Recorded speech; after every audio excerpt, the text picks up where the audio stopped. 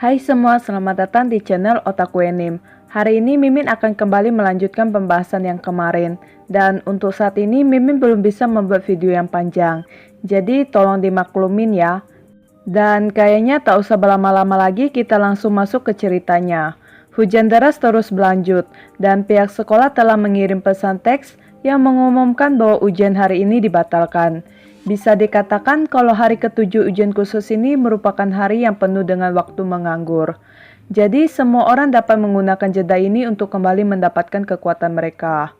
Ya, meskipun tidak bisa dikatakan sepenuhnya menghilangkan rasa lelah. Namun kesempatan untuk beristirahat itu sendiri cukup untuk membuat perbedaan yang besar. Walaupun hari ini Ayano Koji tidak bisa mendapatkan poin yang banyak, tapi setidaknya Ayano Koji bisa membuat penyesuaian untuk paruh kedua ujian, yang dimana Ayano Koji berencana untuk mengarahkan diri dan mengumpulkan banyak poin.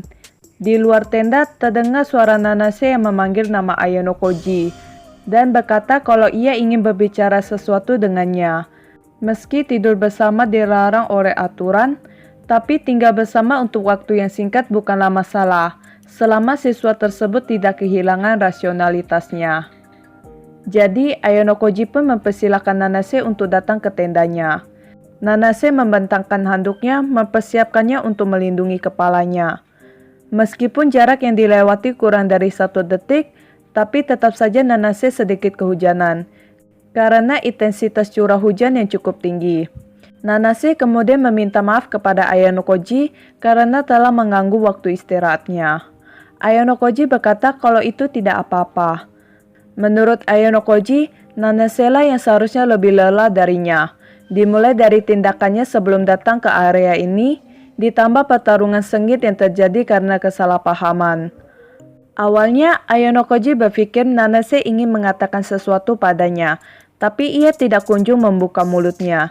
Setelah keheningan yang berlangsung cukup lama, akhirnya Nanase angkat bicara dan berkata kalau ia yakin jika Amasawa pelaku dibalik penyerangan kelompok Komiya dan yang lainnya. Menurut Nanase, banyak hal yang terjadi secara kebetulan di sekitar Amasawa saat kejadian tersebut terjadi. Seperti jam tangan Amasawa yang rusak bertepatan dengan kelompok Komiya diserang. Yang dimana pada saat itu Amasawa berada di dekat situ. Dan secara kebetulan juga Nanase melihatnya.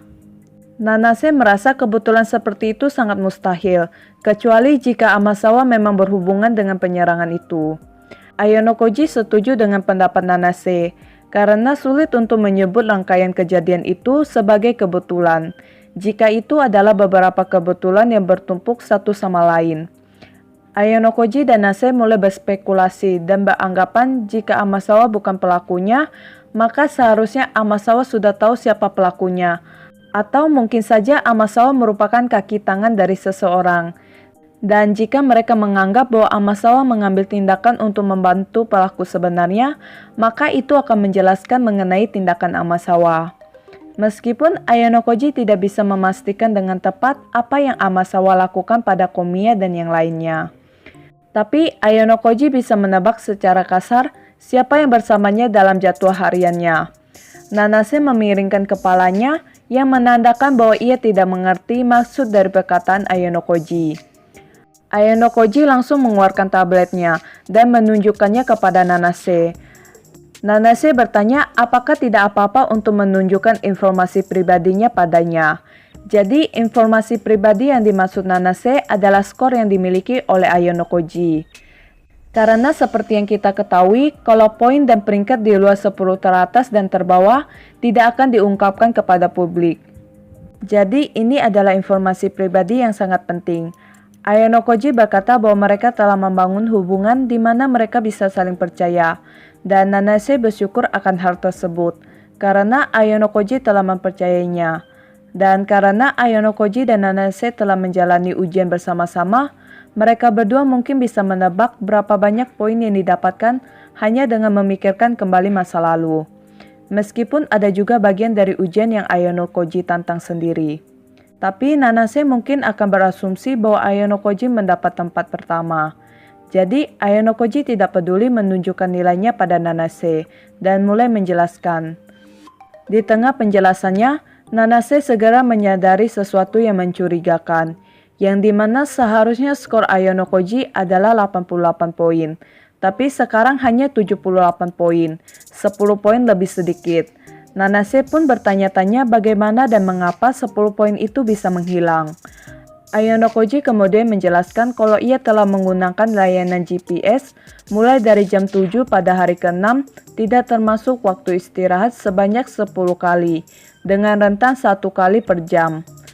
Pencarian GPS sendiri merupakan alat yang sangat nyaman untuk mengetahui lokasi siswa di seluruh pulau.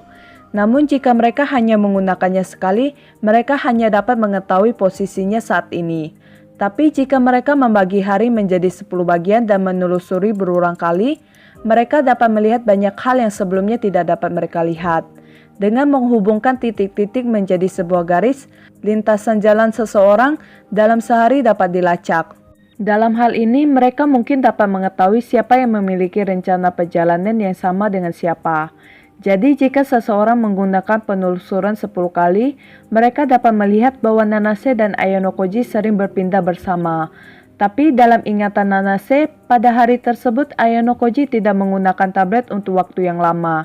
Jadi bagaimana bisa Ayano Koji mengingat semuanya begitu saja? Ayano Koji kemudian membuka folder foto dan mengklik gambar yang tersimpan di dalamnya. Ayano Koji menjelaskan bahwa setelah menggunakan fungsi GPS untuk mencari, ia juga menggunakan fungsi screenshot untuk menyimpannya. Dengan begitu, Ayano Koji dapat menggunakan waktu luangnya untuk mengamati dan mengetahui apa yang telah dilakukan orang lain hari itu. Jadi di sini tuh para siswa tidak dapat mengirim pesan atau foto ke orang lain selama ujian. Namun tangkapan layar adalah fitur standar tablet dan pasti tersedia untuk digunakan. Dengan memperbesar dan memperkecil peta yang disimpan berulang kali, informasi lokasi semua siswa dapat direkam dan disimpan secara mendetail. Selama mereka membandingkan gambar dari periode waktu yang berbeda, tindakan sepanjang hari dapat diubah menjadi resume untuk dilihat. Ada banyak waktu sebelum tidur, sebelum ujian di pagi hari, saat istirahat, dan lain-lain. Mereka hanya perlu melakukan konfirmasi pada waktu-waktu tersebut. Peta tersebut juga akan menampilkan detail topik pada zona waktu tersebut. Sehingga meskipun baru hari ke-6, kebijakan tindakan masing-masing kelompok dan setiap siswa juga dapat dilihat secara sekilas. Tentu saja Ayano Koji melakukan semua itu tanpa disadari oleh Nanase. Karena pada hari itu, Ayano Koji masih belum tahu Nanase orang seperti apa. Dan akan sangat bodoh jika ia membiarkan Nanase tahu yang mungkin saja berpotensi menjadi musuhnya. Nanase lalu bertanya apakah tindakan semacam itu sepadan dengan biaya 10 poin. Karena butuh waktu yang lama untuk menganalisis pola perilaku seseorang. Tapi itu mungkin saja sepadan jika gambar itu dapat dibagikan kepada orang lain. Dengan begitu mereka dapat saling bekerja sama dan mengonfirmasi kondisi di luar waktu ujian. Selain itu dengan pencarian GPS secara berulang juga memberikan informasi lain dengan cara membagi tahun ajaran menjadi tahun pertama dan tahun ketiga. Berdasarkan gambar yang disimpan Ayano Koji, terlihat jika beberapa kelompok tahun ketiga yang bertingkah aneh, yang kemungkinan kelompok tersebut berkaitan dengan kelompok Nagumo serta kelompok Kiriyama. Ayano Koji dan Nanase memutuskan untuk fokus pada kelompok Nagumo dan mengamati pergerakan mereka setiap jam dari jam 7 pagi pada hari ke-6. Pada awalnya hanya terdapat respon GPS anggota kelompok yang ada di sekitar mereka. Namun selang 1 jam kemudian, tepatnya pukul 8 pagi, beberapa kelompok mulai berkumpul di sekitar Nagumo. Pada pukul 9 pagi, fenomena ini semakin terlihat saat kelompok lain terlihat berkumpul di sekitar Nagumo. Dan dari sana kelompok besar itu mulai bergerak bersama, layaknya segerombolan ikan yang ingin berimigrasi. Setelah itu, Ayano Koji menunjukkan tangkapan layar pada jam 3 sore. Di sana terlihat dengan jelas kalau kelompok Nagumo mencoba memonopoli tugas yang ada. Jadi tidak mengherankan kalau Nagumo bisa dengan mudah mendapatkan posisi pertama. Pasti di antara kalian ada yang nanya, kenapa kelompok-kelompok tersebut bersedia menyerahkan tugas yang ada kepada kelompok Nagumo? Padahal dengan membantu kelompok Nagumo, ini berarti mereka tidak akan dapat mencetak skor yang tinggi. Ini dikarenakan kelompok yang berfungsi sebagai cadangan adalah kelas B sampai kelas D. Bahkan tidak ada satupun siswa kelas A di dalam kelompok tersebut. Seperti yang diketahui bahwa jarak antara poin dari kelas lain di kelas 3 dan kelas A cukup jauh, membuat mereka begitu putus asa sehingga tidak ada cara untuk mengejar ketinggalan. Dengan kata lain, biarpun kelas lainnya kalah, hal itu tidak akan berdampak pada pertempuran di tahun ketiga. Sedangkan baik kelas 1 maupun kelas 2 belum memasuki tahap menyerah pada pertarungan kelas, karena mereka semua bersaing satu sama lain untuk mencapai kelas A. Mereka juga memegang keyakinan bahwa mereka tidak boleh jatuh ke kelas bawah. Berdasarkan strategi yang diterapkan oleh Nagumo, terdapat keuntungan dan juga kelemahan. Keuntungan dari strategi ini adalah bahwa kelompok dengan peringkat yang lebih rendah dapat melakukan apapun yang mereka inginkan dalam ujian. Kelemahan dari kelompok dengan peringkat rendah tetap sama.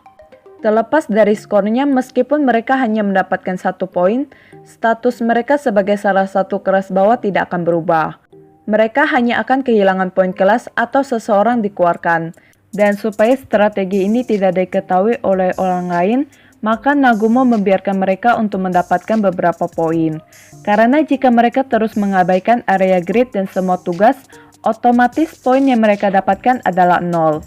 Tentu saja hal tersebut akan membuat tahun-tahun lainnya merasa curiga, seolah-olah mereka sedang melakukan lelucon. Selain itu, Nagumo juga telah membuat penawaran bagi siapapun yang membantu kelompoknya akan dipromosikan ke kelas A, sehingga banyak siswa yang bersedia membantu Nagumo.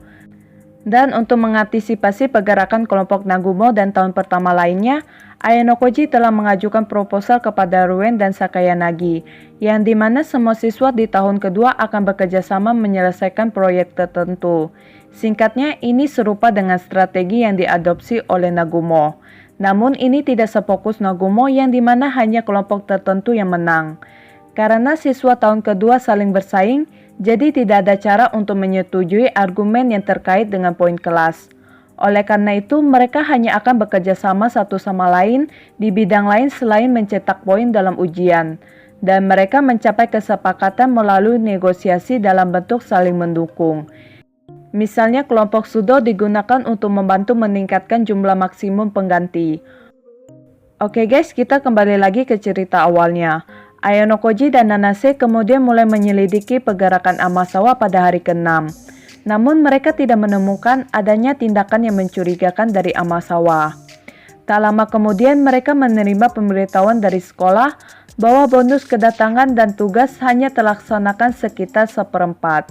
Jadi sebagai kompensasinya, sekolah memutuskan untuk meningkatkan bonus kedatangan, hadiah urutan kedatangan dan tugas pada hari terakhir ujian menjadi 2 kali lipat lebih banyak. Bisa dikatakan bahwa hari terakhir merupakan hari yang menentukan pemenang bagi kebanyakan orang, sehingga kemungkinan besar akan terjadi serangan balik. Tidak mengherankan jika seseorang memanfaatkan celah dari kelompok yang bergerak lambat dan meningkatkan kecepatan mereka sejak hari ke-8, dan seterusnya. Namun bagi Ayanokoji, keputusan sekolah termasuk cuaca buruk hari ini bukanlah perkembangan yang disambut baik. Nanase yang sudah dilanda kantuk dan lelah memutuskan kembali ke tendanya untuk mengistirahatkan tubuhnya. Sebelum pergi, Nanase mengatakan kalau ia akan mengikuti Amasawa dan Hosen secara diam-diam saat hujan telah berhenti. Ayanokoji pun meminta Nanase untuk bertindak dengan hati-hati. Secara Hosen dan Amasawa merupakan lawan yang sangat kuat. Setelah Nanase kembali ke tendanya, Ayanokoji melihat tabletnya untuk mengkonfirmasi skor kelompok peringkat teratas serta kelompok peringkat terbawah. Di antara 10 peringkat teratas, 5 kelompok adalah siswa tahun ketiga, 4 kelompok tahun kedua, dan 1 kelompok dari tahun pertama. Dan berikut peringkat untuk 10 kelompok teratas. Peringkat pertama berhasil diraih oleh Koenji yang bertindak solo dengan total skor 168 poin. Peringkat kedua ada kelompok Nagumo dengan selisih 2 poin dari Koenji. Peringkat ketiga ditempati oleh Wakil Ketua OSIS Kiriyama dengan total skor 150 poin. Peringkat keempat ditempati oleh 2 kelompok yang sama-sama dari tahun ketiga, yaitu kelompok Mizo dan kelompok Orae dengan total skor 133 poin. Peringkat ke-6 ada kelompok Ruen yang berhasil mengumpulkan 128 poin. Kelompok Sakayanagi berhasil menempatkan diri di peringkat ke-7 yang ternyata cuma beda 1 poin saja dari kelompok Ruen. Peringkat ke-8 berhasil diraih kelompok Takahashi yang merupakan satu-satunya siswa tahun pertama dalam daftar tersebut dengan total skor 115 poin. Tempat ke-9 ada Kanizaki yang juga bertindak solo sama seperti Koenji dengan total skor 104 poin. Dan peringkat ke-10 berhasil diraih oleh kelompok Kuronaga dari tahun ketiga dengan total skor 101 poin. Sedangkan MC tercinta kita, Ayano Koji, menempati peringkat ke-49 dengan 78 poin.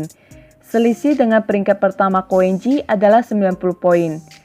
Jika Koenji tidak melambat dan terus mencetak gol dengan kecepatan saat ini, skor akhirnya akan menjadi sekitar 350 poin. Dan apabila Ayano Koji ingin mengejar ketinggalan, maka ia harus mendapatkan sekitar 40 poin sehari. Dilihat dari skor 10 teratas termasuk skor Ayano Koji saat ini yang menempati peringkat ke-49, memberi kesan peningkatan yang lambat selama periode pertengahan awal ujian. Terlihat bahwa setelah mencapai puncak pada hari kedua dan ketiga, momentum pertumbuhan mulai melemah dan kasus gagal mencapai area yang ditentukan, penalti dan tidak ikut berpartisipasi dalam tugas meningkat. Namun karena kelompok secara bertahap mulai bergabung, maka jumlah kelompok juga berkurang. Hal seperti ini tidak bisa diabaikan. Oleh karena itu, peningkatan besar dalam hal skor di paruh kedua sangat diperlukan untuk membawa Ayano Koji ke peringkat teratas. Dan sekarang skor peringkat ke-10 menjadi lebih kritis. Karena itu, Ayano Koji tidak memaksakan diri di babak pertama dan tetap berusaha sebaik mungkin untuk mempertahankan postur yang stabil. Dan mulai besok pada hari ke-8, Ayano Koji akan mulai mengerahkan tenaganya. Karena ujian hari ke-7 ditunda karena hujan lebat, kemungkinan akan ada gelombang kenaikan poin pada hari ke-8 dan ke-9. Dan pasti ada kelompok yang membidik skor 2 kali dan mengambil kesempatan untuk pemanasan. Karena ini adalah ujian khusus di mana mereka tidak dapat melihat kemenangan jika mereka bertindak sendiri. Namun dalam ujian ini terdapat beberapa kontradiksi antara area grid dan tugas. Jika mereka bertujuan untuk mencapai area yang ditentukan sesegera mungkin, mereka mungkin melewatkan tugas. Jika mereka membidik tugas tersebut, kemungkinan besar mereka akan melewatkan hadiah urutan kedatangan. Mekanisme yang dirancang dengan sangat baik. Meski begitu, Ayano Koji sedikit khawatir tentang Nanase dan yang lainnya. Oke guys, dengan berakhirnya pembahasan ini, maka chapter 1-nya sudah selesai. Jadi pada video selanjutnya akan dimulai dari chapter 2. Dan sosok Ibuki dan Hori kita akan muncul di sini. Jadi harap bersabar ya.